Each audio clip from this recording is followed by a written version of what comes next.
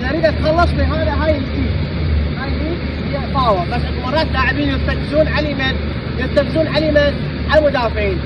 شلون اتخلص من عنده؟ يا هاي اسهل طريقه، ها اخذها اوكي. شو هاي؟ لا الاسرع ولا الافضل. اول طريقه هاي، شو هاي الطريقه؟ راح اعيد. شو هاي؟ يا هاي راح الوي ايده بيها. هاي راح الوي ايده بيها، راح اطق، راح يصير عنده خلع. هنا طاوع راح يصير عنده خلع، لازم شو اسوي؟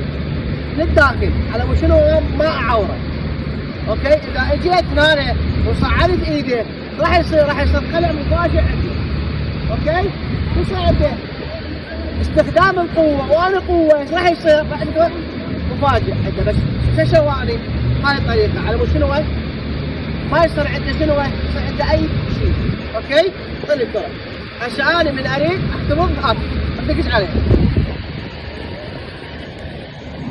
راح هسه شنو الفائده من اسوي انا هاي الحركه؟ شنو الفائده من عندها؟ اول شيء راح اخلخل التوازن مالته. خلي ايدك، امشي بالكره، امشي لا امشي طاوع، بعد كذا نزل ايده وافتح الكره من عنده. اوكي شباب، داون.